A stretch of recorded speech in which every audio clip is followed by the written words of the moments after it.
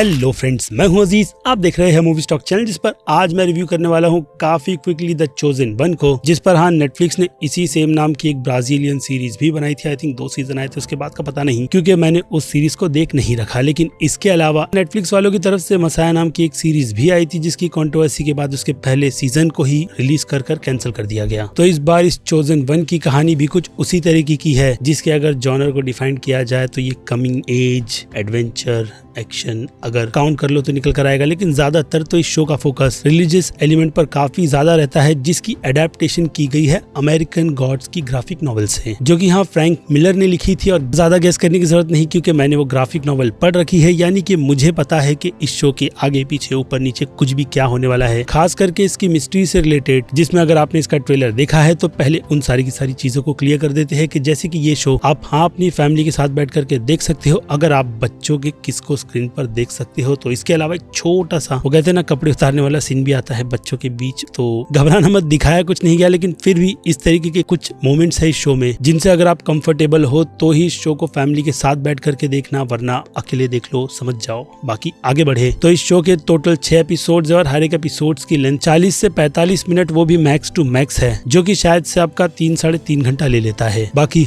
इस शो को नेटफ्लिक्स वालों ने हिंदी में भी रिलीज किया गया है, जिसकी हिंदी डबिंग अच्छी है। जो मैं बार बार क्यों बोलता हूँ पता नहीं, लेकिन फिर भी अगर नेटफ्लिक्स का कंटेंट हिंदी में डब कर रिलीज किया गया तो ऑलमोस्ट डबिंग अच्छी ही होती है, जिसमें इस शो की भी डबिंग मुझे बिल्कुल भी डिसअपॉइंट नहीं करती। और इसके बाद बात कर ली जाए कहानी की, तो जूडी नाम का एक लड़का है जो खुद को यीशु मसीह यानी कि जीसस का अवतार मानता है, क्योंकि उसके कुछ कारनामे ही ऐसे हैं जो उसके छोटे से उस टाउन में काफी ज्यादा मशहूर हो गए हैं, या हुए भी है या नहीं, वो सारी की सारी बात तो आपको सीरीज देखकर ही पता चलेगी। जिसकी बाकी कास्टिंग की बात की जाए तो एक नाम पता है, जो कि नेमर यानी कि टीनो चिरुता का है, अगर नाम सही ले रहा हूँ तो समझ जाना। बाकी जितने भी एक्टर्स है किनको भी मैं नहीं पहचानता, लेकिन कहूंगा कि सभी की परफॉर्मेंस अच्छी है। और अब शो की बात की जाए तो मास ऑडियंस के एलिमेंट के हिसाब से शो वन टाइम वॉच बनता है। लेकिन अगर आप काफी प्रो ऑडियंस हो, और जैसे कि मैंने कहा मसाया, और नेटफ्लिक्स पर एक और फिल्म अवेलेबल होगी जिसका मैं नाम आपको नहीं बताऊंगा, जो कि अगर आपने देख रखी होगी तो आपको पता होगा कि एंडिंग कहाँ जा रही है और किस तरीके का ट्विस्ट आपको दिया जाएगा, जो कि इतना भी ज्यादा सस्पेंसफुल से भरा हुआ नहीं है, क्योंकि शो की शुरुआत होने के कुछ मिनट बाद ये चीज पूरी तरीके से क्लियर हो जाती है कि शो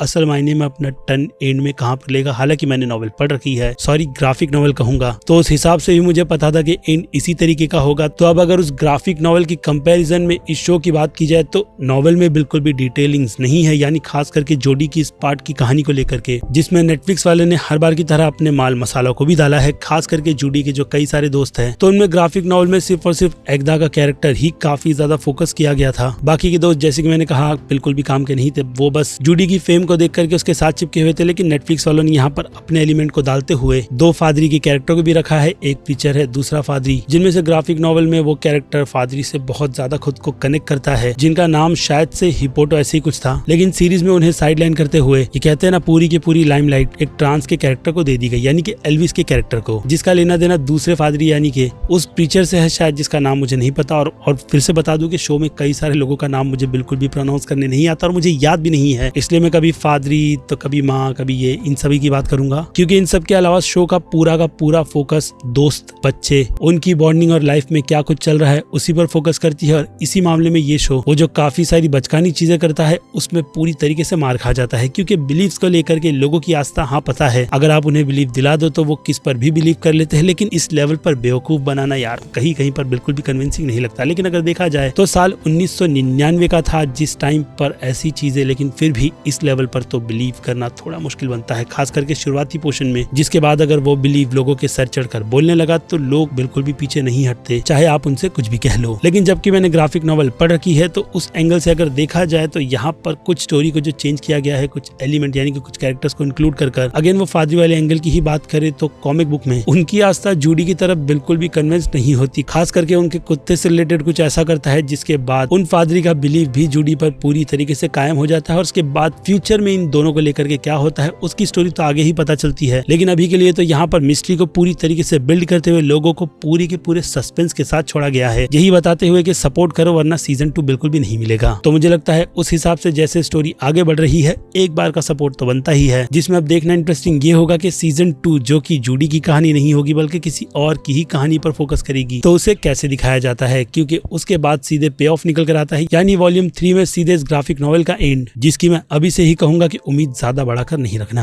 लेकिन खैर, शो की शुरुआत काफी ज्यादा अच्छी है, जिसे देख करके ऐसा लगा कि नेटफ्लिक्स वालों को एक फिल्म बनानी चाहिए थी, पूरी 6 एपिसोड की सीरीज नहीं, जो कहीं कहीं पर हिसाब से बहुत ही ज्यादा ड्रैग हो जाती है, या फिर कहूँ शुरुआत में काफी ज्यादा मिस्ट्रीज के साथ बस पेस को बढ़ाने का बहुत ज्यादा काम करती है। क्योंकि जितने भी एलिमेंट्स थे उन्हें तीसरे एपिसोड के बाद ही शुरू किया गया, जिसके बाद आखिर के 2 एपिसोड काफी ज्यादा इंटरेस्टिंग हो जाते हैं। इसके अलावा बात रही कैरेक्टर डेवलपमेंट की, तो अनफॉर्चुनेट वो मुझे पूरी सीरीज में कहीं पर भी नजर नहीं आई। खास करके बात की जाए जूडी के कैरेक्टर की, तो अभी के लिए ही उस कैरेक्टर को इतना ज्यादा मिस्टीरियस रखा गया है कि उस कैरेक्टर को डेवलप होने का मौका ही नहीं मिला। ऊपर से एंड में इतना बड़ा ट्विस्ट कहीं ना कहीं आपको सोचने पर मजबूर ही कर देता है कि ये कैरेक्टर कितना ज्यादा भाई क्या कर रहा है, या फिर वही कह लो कि चल क्या रहा है। यानी कि इस तरीके की मिस्ट्री कई लोगों को बिल्कुल भी पसंद नहीं आती है। और अगर नेटफ्लिक्स के ऐसे मामले में शो सीधे कैंसिल हो गया तो मैं बैठा हूँ एक्सप्लेन करने के, लेकिन फिर भी कहीं ना कहीं एक छोटी मोटी डिसअपॉइंटमेंट मिल ही जाती है। जिन सबको ध्यान में रखकर अगर बात करें इसके बाकी दूसरे डिपार्टमेंट की, तो डायरेक्शन से लेकर के फोटो, सिनेमेटोग्राफी और कैमरे के जो शॉट्स लिए गए हैं उनमें नो डाउट सिनेमेटोग्राफी काफी ज्यादा अच्छी लगती है, क्योंकि फिल्म इसके चलते काफी ज्यादा लाइट और दिखाने के लिए जो बहुत कुछ था बैकग्राउंड में वो भी अच्छी तरीके से कवर हो जाता है। इसलिए उन लोगों ने जो स्क्रीन का साइज रखा है वो पुराने वो कहते हैं ना स्क्वायर साइज का है। इसके अलावा जो लंबी सी वाइड स्क्रीन आती है उसका सहारा फ्लैशबैक को एक्सप्लेन करने के लिए लिया गया है। लेकिन पता नहीं नेटफ्लिक्स वालों की तरफ से इस तरीके का डिसीजन क्यों लिया गया। लेकिन हाँ, हाई क्वालिटी में देखो तो ऐसी स्क्वायर स्क्रीन पर जो सब कुछ दिखता है उससे देखने में अच्छा लगता है। बाकी अब देखते हैं कि ये शो आगे खुद के फ्लॉज को ऐसे ही बरकरार रखता है या फिर लेंथ के मामले में वो लोग 3 सीजन के अलावा और ज्यादा सीजन बढ़ा दे, क्योंकि नेटफ्लिक्स में ये सारी की सारी चीजें होती रहती है। लेकिन अब इससे हटकर सीधे बात की जाए रेटिंग्स की, तो पहले तो यही बात क्लियर कर दूं कि शो काफी ज्यादा मिस्ट्री से भरा हुआ है, जो आपके किसी भी सवालों के जवाब को बिल्कुल भी ना देते हुए यही कहता है कि जाके बाइबल पढ़ लो, पता चल जाएगा कि चल क्या रहा है, जिससे कि कई सारी ऑडियंस को दिक्कत भी होगी। इसके अलावा इस सीरीज को मैक्सिको का सेटबैक दिया गया है, जबकि असल मायने में ओरिजिनल कहानी शिकागो की थी। लेकिन खैर अब अमेरिका पहुंच गई है, जिसका अच्छा खासा टाइम जंप भी आपको देखने मिलेगा, लेकिन सीजन 2 में नहीं, सीजन 3 में, क्योंकि सीजन 2 में जैसे कि मैंने कहा अलग कैरेक्टर की अलग स्टोरी अलग जर्नी के साथ वो भी काफी ब्रूटली प्रेजेंट करता है। और अब जो रेटिंग की मैं बात कर रहा था, तो मास ऑडियंस नो डाउट इस शो को सीधे सीधे बी की कैटेगरी में रखेगी, यानी उनकी नजर में एक अच्छा सा ठीक ठाक टाइम पास सा शो, जिसे वो लोग देखेंगे और एंड में थोड़ा बहुत डिसअपॉइंट होंगे। लेकिन अगर इसका सीजन 2 ऑफिशियली अनाउंस होता है और अगर उसमें उनको कई सारी डिटेल्स मिल जाती है, जो कि मिलेगी ही, तो उस हिसाब से तो रेटिंग सीधे A- की बनेगी। लेकिन अभी के लिए तो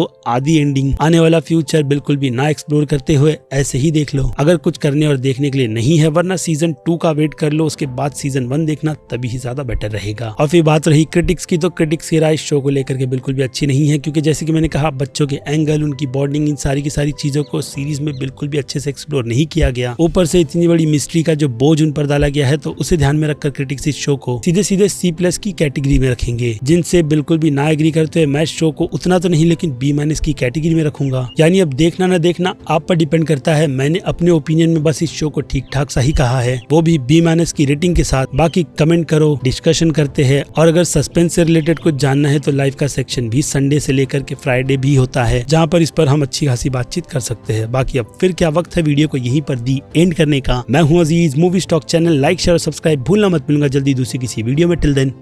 बाय।